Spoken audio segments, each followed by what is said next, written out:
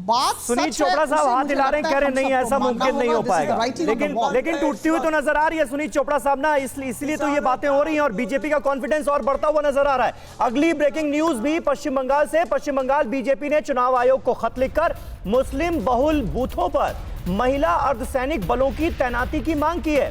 तर्क यह दिया गया है कि पुरुष अर्धसैनिक बल बुर्के वाली महिलाओं के बूथ में जाने से पहले उनकी पहचान ठीक तरीके से नहीं कर पाते, इसलिए महिला अर्धसैनिक बलों का होना बहुत जरूरी है। खालिद अब्दुल्ला साहब, क्या आप मानते हैं कि ये आशंका जो है बीजेपी की तरफ से जो जताई गई है इसमें कुछ दम है?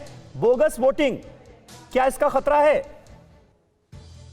देखिए, भारतीय जनता पार्टी तो पूरी तौर से ये ईवीएम की जो मशीनें ये बोगस बनाकर रख दी है, इसका एक जो अस्तित्व था वो भी गिरा कर रख दिया है। ये पूरे मशीन को ही बोगस बना दिया है। आपने देखा कि बिहार का इलेक्शन में जिस तरह से जीते हुए कैंडिडेट को हराकर 13 वोट से हरा दिया, 5 वोट से हरा दिया, 22 वोट से हरा दिया, 24 सीटों को हराकर खुद सरकार बनाने के लिए सामने खड़े हो गए। तो इसमें ये लोग बोगस बनाने वाले और बोगस बोलने वाले खुद बहुत बड़े कलाकार हैं इस सब्जेक्ट में। और रही बात आपने इलेक्शन की जो अर्धसैनिक लगाना चाहते हैं, मैं समझता हूं कि बाई इलेक्शन 3-4 महीना पहले यहाँ बाई इलेक्शन हुई थी। आपने देखा कि बाई इलेक्शन में हर बूथ में 4-4 अर्धसैनिक लगे हुए थे, लेकिन जिस तरह से हालात हुई कि भारतीय जनता पार्टी की एक सीट थी, कांग्रेस की एक सीट थी, तृणमूल की एक सीट थी, इस तीनों सीट में भारतीय जनता पार्टी भी हारी और तृणमूल कांग्रेस ने तीनों के तीनों सीट 67% वोट लेकर इस बाई इलेक्शन में जीती है। तो कहीं ना कहीं तो मुझे लगता है कि चलिए ठीक है, खालिद अब्दुल्ला साहब बहुत बहुत शुक्रिया, सारंगी जी आपका भी बहुत बहुत शुक्रिया, सुनील चोपड़ा साहब, दीवान साहब बहुत बहुत शुक्रिया। कुल मिलाकर देखिए, ये पश्चिम बंगाल की जनता को तय करना है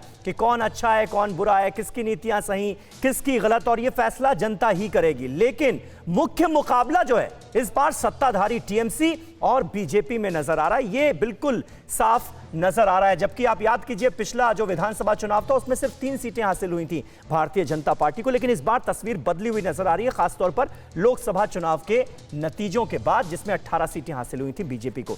परवाह देश की, सोमवार से शुक्रवार रात 10 बजे TV9 भारतवर्ष पर।